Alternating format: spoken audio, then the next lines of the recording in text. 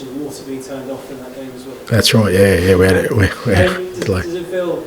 You feel another sign that things were not going to run smoothly, Tom. All these signs right in front of me. Do you still feel like you've got the energy after all that you've going through? Not this morning, to be fair, but yeah, I do, mate. I still love it. I still love the challenge of it. I get, I'm under the pump, and I've been under the pump for a while now, but like I said, it feels like it hasn't been smooth sailing from the moment I've started, but I still love it. I still love the challenge of it. I still love the unknowns of it, and the possibilities of it. I keep saying I'm still really optimistic and bullish about what we're doing and where we're heading. Obviously, that's not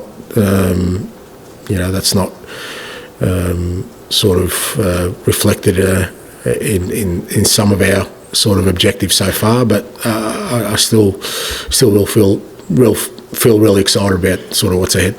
Feeling bullish. I don't know if you saw Decky's press conference the other day, but he was very bullish about yourself and the way that things going under your stewardship.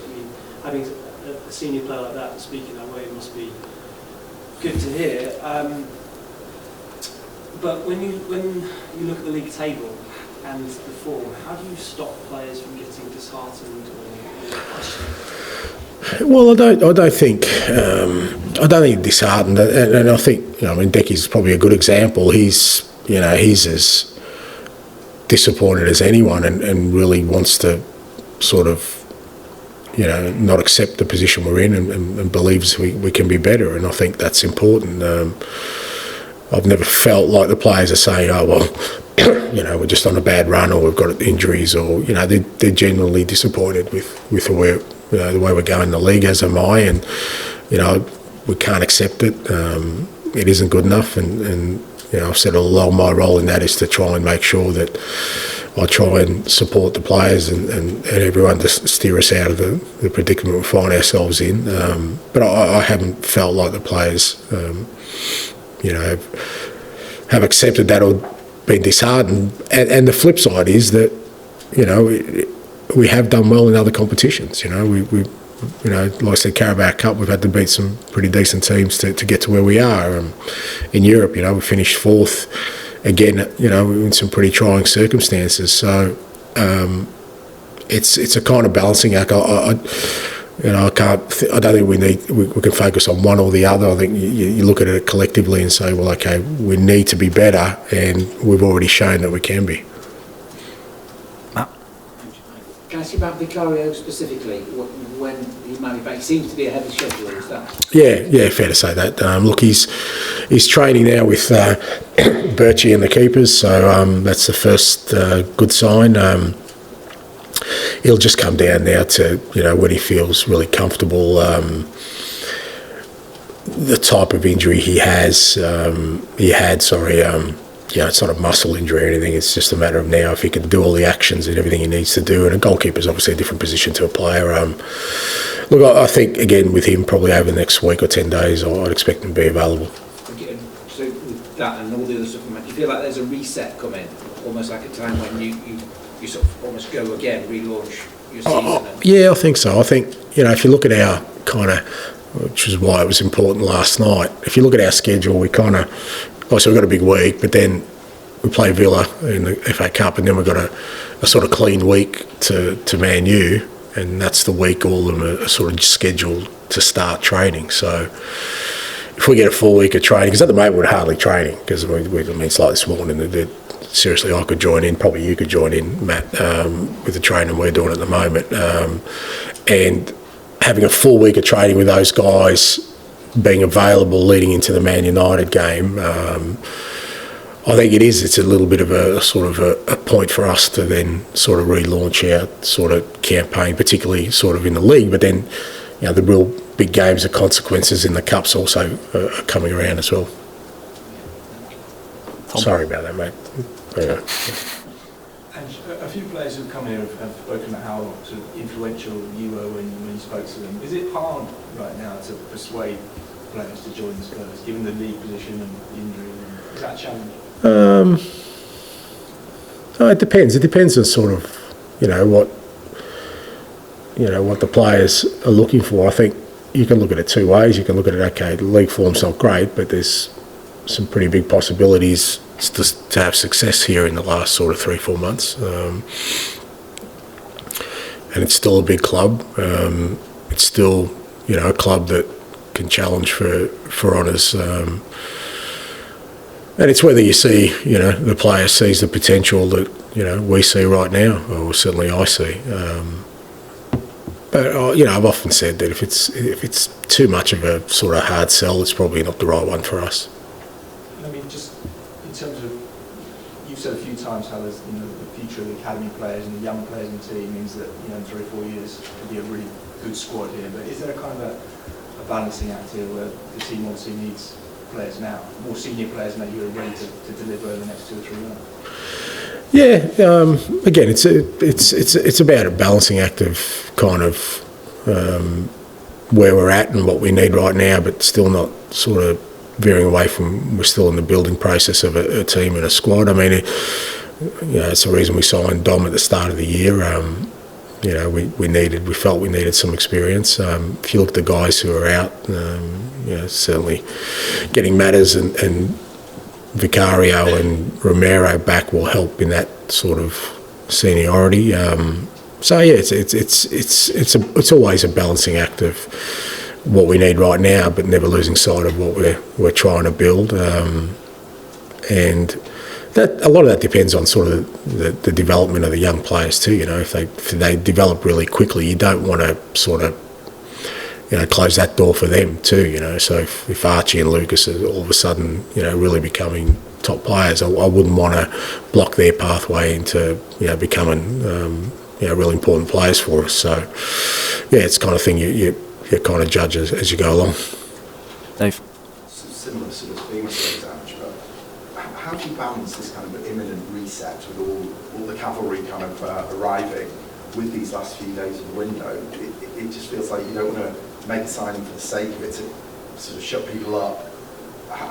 Yeah, and you do. You need a bit of discipline there. The one thing I don't want to do is bring somebody in who, is just going to be another body. I just don't think that serves any purpose, knowing, what we've got coming in. But, that aside, that there's definitely a need for us, has been a need, and that's what we've been looking for a player or two to help us with what's ahead. But they have to be the right types and fit in with what we're doing. And I guess that's the tricky bit.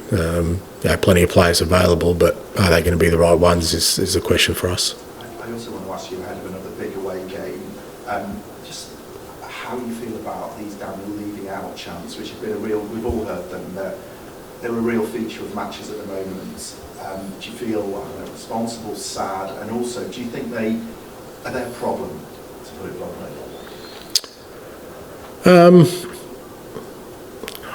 It's a bit harsh to say I'm responsible. It's not like I'm in the middle of it, sort of starting the chant. Look, I said last week, I've always felt that when you're trying to build something successful, you need to be united in that. And again, I think I said last week, I've probably failed in trying to sort of unify the club in that way, and part of that is just because of the sort of form we're in the league, which kind of allows people's minds to go away from what's the here and now. I thought the crowd was good last night. I think they kind of understood we had a young squad out there, and I think they got genuinely excited towards the end of the game seeing the young boys, and I think that's what we're trying to tap into, because we're going to need the support in this sort of last phase of the season to hopefully create something special. But I often said I can't sit here and dictate people what they should or shouldn't do. My role is to try and hopefully create an environment where, like I said, we're unified, and we have to be unified if we're going to. Particularly when you're going through tough times, the last thing you want is kind of splintering in sort of our mindset and focus. On that, Ange, Daniel's been chairman here for 24 years. There's a lot of water under the bridge with the supporters, I guess. You say you failed. I mean, did you feel like that can't happen with with the current dynamic between Daniel and supporters, or are you still hopeful that could change? No, it's not that it can't happen. It just makes it more difficult because, like I said, you want, and like I said before, it's not an unusual situation for me. I've faced it before at other clubs. But usually when you get things right on the field, that kind of gets everyone sort of aligned again and focused on what's important. I think even for the supporters themselves, I think they'd much rather just come to the game and cheer their side on, and feel good about their football team. Now, obviously they don't at the moment because of our, our form and sort of our league position, which is kind of understandable. And I think when that happens, if that happens at any club, there's going to be some sort of dissension there. But again, all I can do is try and my utmost to try and, again, get the team back on track in the league and hopefully, give our supporters, again, that sort of priority of just enjoying their football team. You'll be aware, I think, that there's a perception among supporters, rightly or wrongly, that Daniel doesn't back his managers and that he's not prepared to kind of go the extra mile for them, and that this slow January so far has kind of fed into that perception of supporters. And I know you're not always across transfers, and I'm probably asking the same question in a different way, but from what you've seen, is that fair? That perception? Again, perceptions and what I deal with is reality, and I've kind of said from the start of the window we're obviously really short. We're looking to try and help this group of players, and the club is doing all it can to try and rectify that. Now, I can't sort of try and delve too deeply into that because, again, I'd be sort of,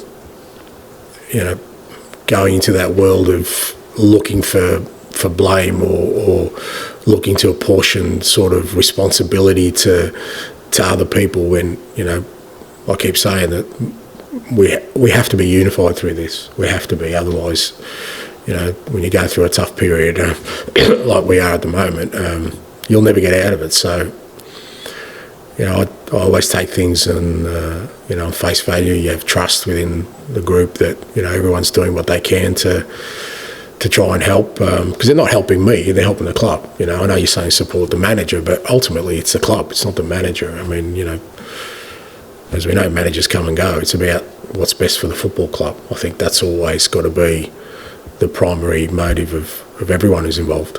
Is it hard to just kind of stop yourself getting frustrated though, kind of being outside that process and wanting help? Yeah, look, it just depends. Like I said, at different clubs it's been different. Other clubs I've been more involved in that side of it, but other clubs, tend to do these things on their own. I think I've always tried to, again, stay disciplined in not getting frustrated by things that are out of my control. All I can do is, like I said, have faith and trust in the people who are in charge of those areas, and my responsibility lies in the things I can control. And right now, it's there's obviously 3 days left in the window. I really got to make sure that all my energies are on the players that are going to play on Sunday against Brentford. Okay, thank you. Thank you.